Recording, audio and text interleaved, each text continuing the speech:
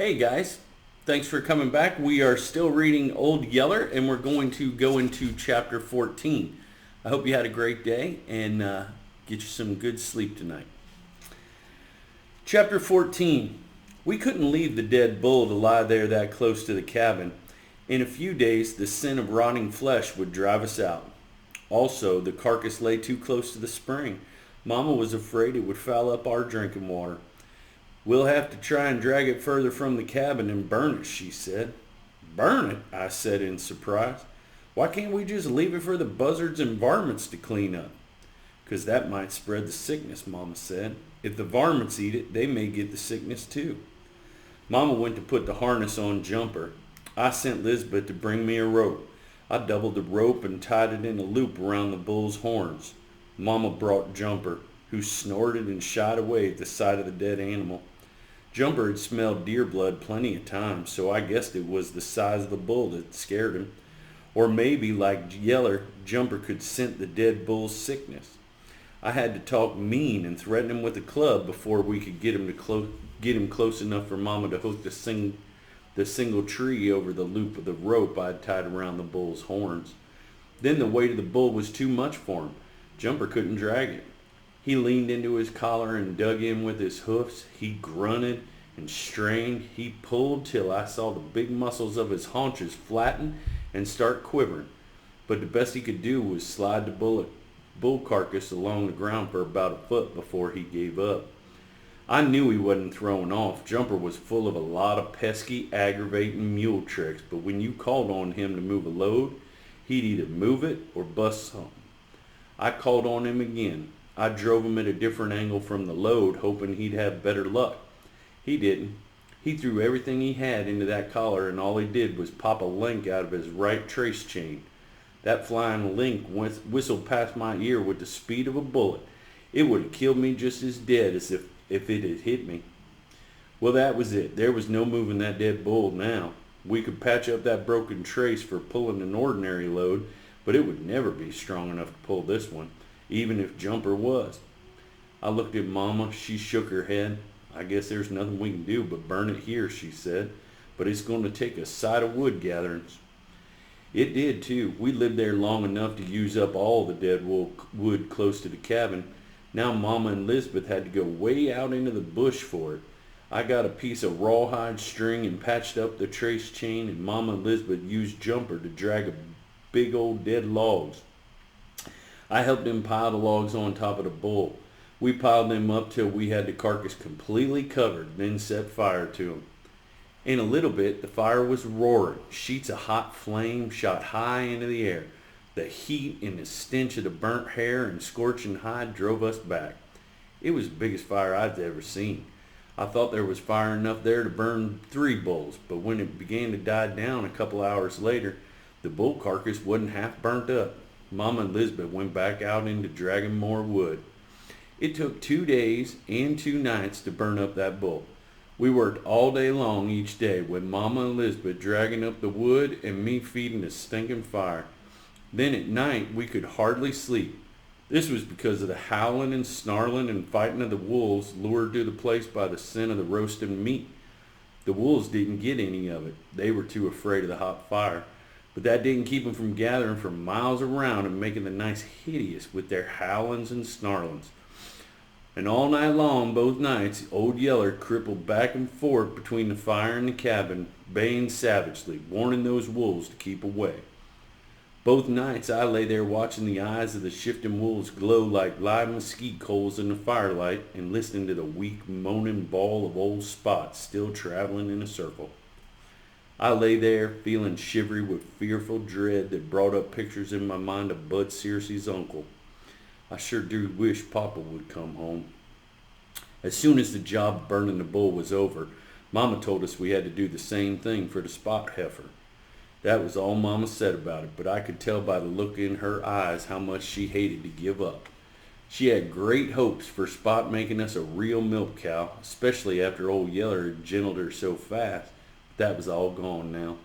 Mama looked tired and more worried than I think I'd ever seen her. I guess she couldn't help thinking what I was thinking, that if that hydrophobia had sickened one of our cows, it might just get 'em all. I'll do the shooting, I told her, but I'm going to follow her a ways out from the house to do it, closer to some more wood. How about your leg, Mama asked. That leg's getting all right, I told her. Think it'll do some good to be walked on. Well, try to kill her on bare ground, Mama cautioned. As dry as it is now, we'll be running the risk of setting the woods afire if there's much old grass around the place. I waited till Spot circled past the cabin again. Then I took my gun and followed her, keeping a safe distance behind her. But now Spot was so sick and starved I could hardly stand to look at her. She didn't look like a cow. She looked more like the skeleton of one. She was just skin and bone. She was so weak that she stumbled as she walked. Half a dozen times she went down to her knees, and each time I'd think she'd taken her last step. She'd always get up and go on again and keep on bawling. I kept waiting for her to cross a bare patch of ground where it would be safe to build a fire. She didn't, and I couldn't drive her, of course. She was too crazy mad to be driven anywhere. I was afraid to mess with her. She might be like that bull. If I ever let her know I was anywhere about, she might go on to fight. I guess she was a mile from the cabin before I saw that she was about to cross a dry, sandy wash. Something like the one where old Yeller and I had gotten mixed up with those wild hogs. That'd be a good place, I knew. It's pretty far for us to have to come to burn her, but there was plenty of old dry wood around, and if I could drop her out there in the wild sandy bush, there'd be no danger of a fire getting away from us. I hurried around and got ahead of her. I hid behind a turkey pear bush on the far side of the wash, but as sick and blind as she was, I think I could have stood out in the broad open with her ever seeing me.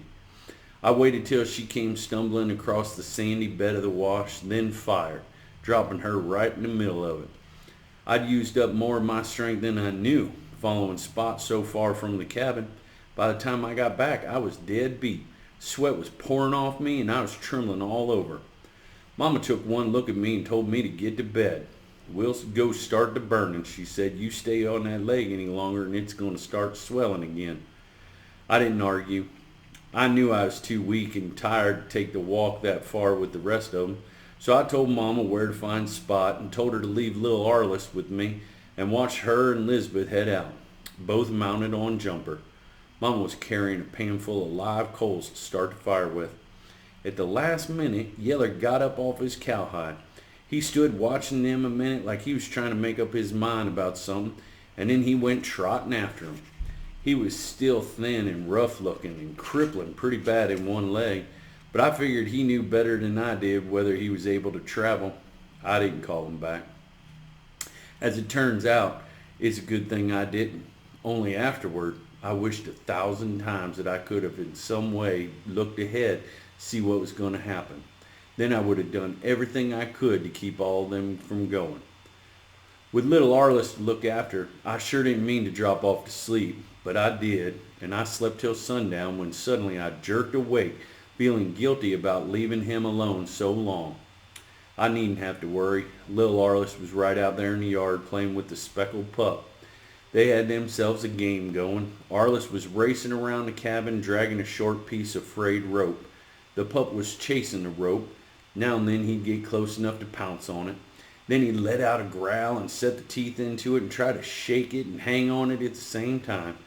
Generally, he got jerked off his feet and turned a couple of somersaults, but that didn't seem to bother him. The next time Arliss came racing past, the pup would tie into the rope again. I wondered if he wouldn't get some of his baby teeth jerked out at such rough play, but I guessed it wouldn't matter. He'd be shedding them anyhow. I wondered, too, what was keeping Mama and Lisbeth so long. Then I thought how far it was to where the dead cow lay and how long it would take for just the two of them to drag up enough wood and get a fire started. And I figured they'd be lucky if they got back before dark. I went off to the spring after a bucket of fresh water, and I wondered if Papa would come back. Mama had said a couple of days ago that it was about that time, and I hoped so. For one thing, I could hardly wait to see what sort of horse Papa was going to bring me. But mainly, this hydrophobia plague had scared me. I handled things pretty well until that came along. Of course, I'd gotten pretty bad hog cut, but then I could have happened to anyone, even a grown man, and I was about to get well of that. But if the sickness got more of our cattle, I wouldn't even know what to do. All right, so that's the end of chapter 14. We'll pick it up tomorrow with chapter 15. We're coming to the end. I hope you're enjoying this story. I hope you sleep well, and I love you very much. Good night.